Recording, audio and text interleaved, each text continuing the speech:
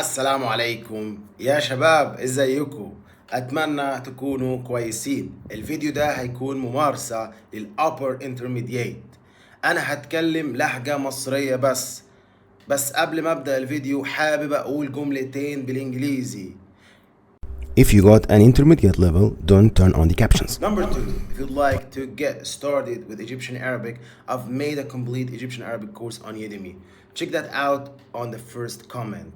I've made a great discount for you guys, $12 instead of $199.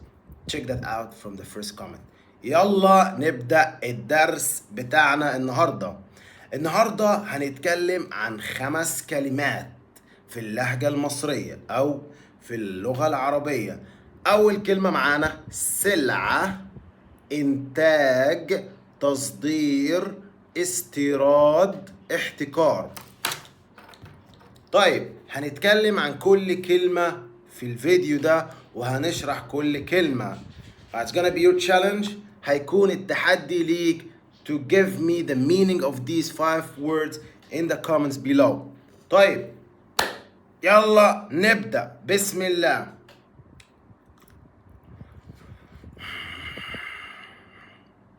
أول كلمة معانا سلعة. نركز شوية على الكلمة دي. سلعة يعني إيه سلعة؟ سلعة، شوفوا يا جماعة، كلمة سلعة دي كلمة مشهورة جدا في اللغة العربية وبنستخدمها في اللهجة المصرية وفي اللهجات التانية. سلعة يعني منتج. يعني إيه منتج؟ يعني مثلا أنا بنتج، أنا بعمل سلعة. يعني مثلا أنا بصنع القلم ده، فالقلم ده سلعة وأنا ممكن القلم ده أبيعه. السلعة مش لازم تكون قلم، ممكن تكون حاجة تاني. زي مثلا أنا عندي مطعم وأنا بعمل سندوتشات شاورما مثلا، فالسلعة بتاعتي هي سندوتشات الشاورما وأنا ببيع سندوتشات الشاورما للزباين بتوعي. طيب دي كلمة سلعة. السلع زي مثلا الموبايل سلعة، الحاسوب سلعة، اللابتوب سلعة، الأكل سلعة، السندوتشات سلعة. مثلا ده سلعة. ده ايه ده؟ انا مش هقول ايه ده، انا هسيب لك ده لتخيلك. طيب اي حاجة بتتباع وبتشترى بنسميها سلعة او منتج او بضاعة. سلعة. خلينا بقى ناخد مثال. لو مثلا دولة زي الصين، دولة كبيرة جدا زي الصين، بتنتج حاجات كتير، بتصنع حاجات كتير قوي، بتصنع الموبايل، بتصنع الكمبيوتر، بتصنع كل حاجة. بتصنع مثلا المشط ده سلعة. المشط ده سلعة. دولة زي الصين بتصنع المشط ده، يعني ميد ان شاينا. فين ميد ان شاينا؟ بس انا متأكد ان ده ميد ان شاينا. فدي سلعة من الصين، انا بشتريها، انا بشتري السلعة. طيب كويس قوي كده، احنا فهمنا معنى كلمة سلعة. ولو انت ما فهمتش معنى كلمة سلعة خلينا نكمل في الفيديو ده، لان كل الكلمات في الفيديو ده متعلقة ببعضيها. خلصنا كلمة سلعة بقى، ندخل بقى على الكلمة التانية. نركز شوية يا شباب، نركز. إنتاج. نركز بقى في الكلمة دي.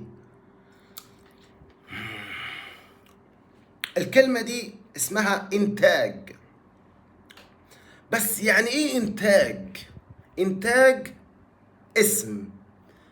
الفعل أنا بنتج، هو بينتج، إحنا بننتج. إنتاج. أنا بنتج سلعة. يعني لو قلت أنا بصنع القلم ده، يعني أنا بنتج السلعة دي، فأنا بعمل إنتاج للسلعة دي وبعدين ببيع السلعة دي. نركز بقى على كلمة إنتاج. فأنا الشخص اسمي منتج، الفعل هو بنتج، أنا بنتج، أنا منتج، أنا بنتج، أنا بعمل إنتاج. خلينا برضو مع مثال الصين. الصين بتنتج سلع كتيرة قوي. الصين بتنتج الموبايلات، الصين بتنتج اللابتوبات، الصين بتنتج العربيات. الصين دولة منتجة كبيرة جدا، ممكن أكبر من الولايات المتحدة الأمريكية. طيب احنا عرفنا بقى كلمة إنتاج. طيب وعشان أي دولة في العالم تكون دولة قوية اقتصاديا لازم يكون عندها إنتاج من السلع كبير جدا، زي الدولة اللي معانا النهاردة وهي الصين. طيب فهمت معنى كلمة إنتاج؟ لو ما فهمتش خلينا نكمل في الفيديو بتاعنا.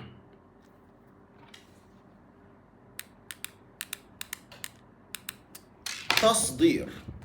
يعني ايه تصدير؟ نركز شوية، لان زي ما قلت في اول الفيديو ان الكلمات دي كلها متعلقة ببعضيها. تصدير. تصدير ده اسم. تصدير ده اسم. اسم تصدير. الفعل انا بصدر، انت بتصدر، هو بيصدر، احنا بنصدر. الفعل في الماضي صدرنا.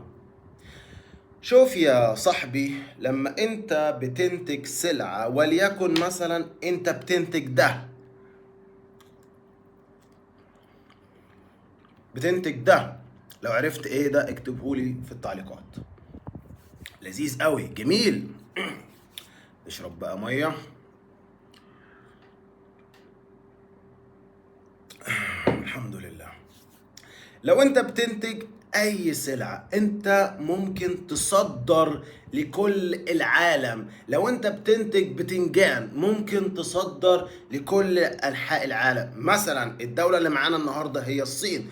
الصين بتنتج كل حاجة، بتنتج موبايلات، بتنتج سلع كتيرة جدا. الصين بتصدر، يعني بتطلع المنتجات بتاعتها لدول تاني، فده اسمه تصدير. تصدير. شوف تصدير.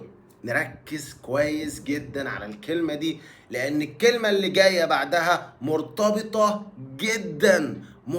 جدا بالكلمة دي. الكلمة اللي بعد كده استيراد.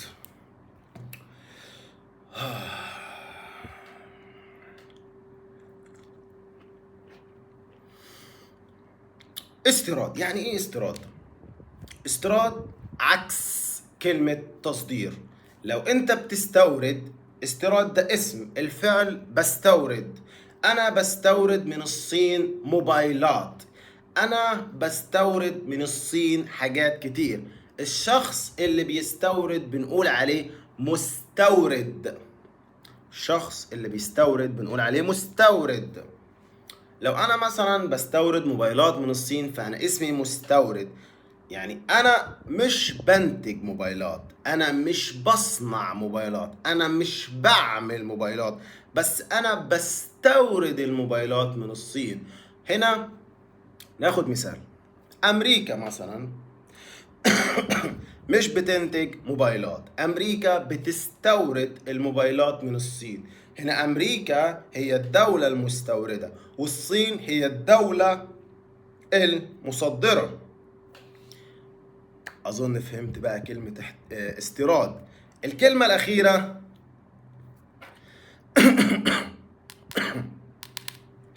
لازم اشرب مية، لازم، المية مهمة جدا في الحياة. الحمد لله. احتكار. اخر كلمة معانا في الفيديو ده احتكار، وده اسم الفعل بيحتكر. انا بحتكر، هو بيحتكر، احنا بنحتكر، احتكرنا. شوف بقى، يعني ايه بتحتكر السلعة؟ بحتكر السلعة يعني انا الوحيد اللي عندي السلعة دي وانا بتحكم فيها، يعني ممكن ما خليهاش تظهر للناس. انا الوحيد اللي بيبيع السلعة دي. وليكن مثلا في مصر هنا محدش بيبيع الايفون غيري انا، فانا بحتكر الايفون، انا بحتكر سلعة الايفون. مش لازم الايفون، اي سلعة تاني، ممكن اي سلعة، ممكن ده، ممكن ده. لو عرفت ده اكتبولي في التعليقات. لو انا بحتكر ده فانا الوحيد اللي بيبيع السلعة دي، وانا محتكر السلعة دي، ودي الصفة مش كويسة جدا، لاني انا بحط السعر اللي انا عايزه، مش هتفرق معايا لان انا الوحيد اللي ببيع السلعة دي. مفيش يعني مفيش حرية في التجارة، مفيش عدل، لان انا الوحيد اللي ببيع السلعة دي، فانا احط السعر اللي يعجبني وانا محتكر. والاحتكار صفة مش كويسة جدا واسم مش كويس جدا. طيب هنا وصلنا لاخر الفيديو. لو فهمت معنى ال5 كلمات دول اكتبهم لي في التعليقات تحت، ولو عرفت ايه ده اكتبه لي في التعليقات تحت. والسلام عليكم.